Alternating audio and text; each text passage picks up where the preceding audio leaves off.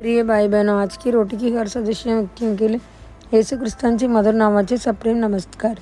आज की दिने 20 जानेवारी 2025 सोमवार।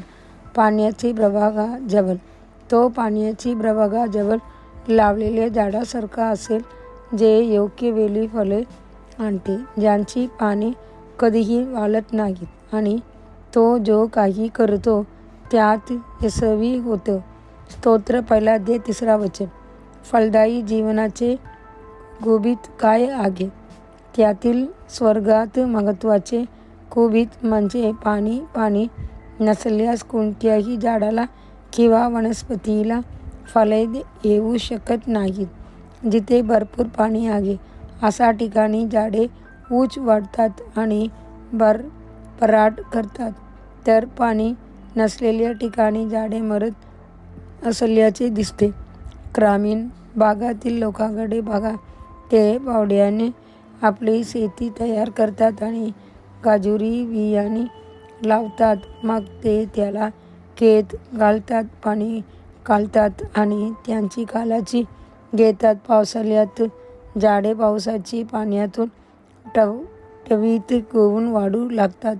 एकदा झाड मोठे झाले की त्यांची मुले जमिनीत ओलसर पाण्याची स्रोतांचा शोध घेतात। 3-4 वर्षात त्या झाडांना भरपूर फळे येतात।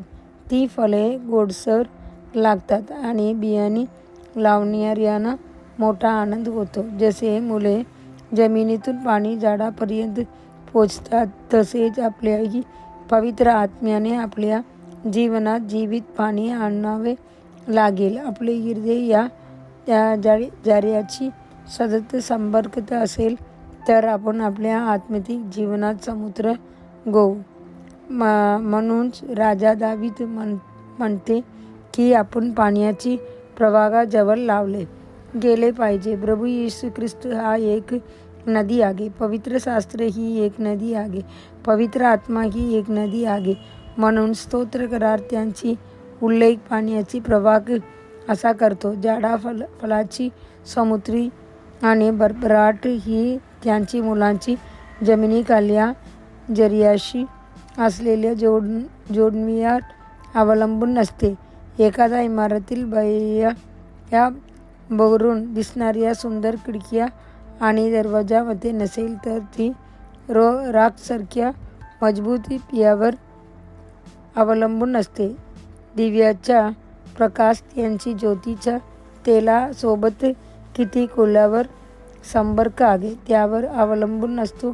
त्याचप्रमाणे देवाची माणसाची फलदायी जीवनाचे गुपित ख्रिस्ताची, देवाच्या वचनाशी आणि पवित्र आत्म्याशी असलेल्या सतत जोडणीने असते।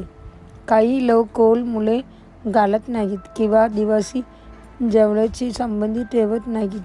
परिणामात दुष्काळाच्या वेळी ते टिकत नाहीत आणि भयाशी होतात। देवाची मुलांनो, तुमची मुले नेहमी ख्रिस्ताशी, पवित्र शास्त्राशी आणि पवित्र आत्म्याशी सतत जोडलेले आहेत। त्यांची काळजी घ्या, जेणेकरून तुम्ही प्रभूसाठी फळे आणू शकेल।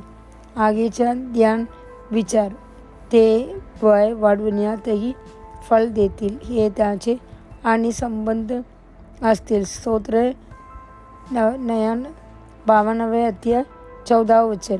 आजची बायबल वाचन सकाळी उत्पत्ती 49 वचन 50 वचन। संध्याकाळी मॅथ्यू 13 अध्याय 31 वचन से 58 वचन। धन्यवाद।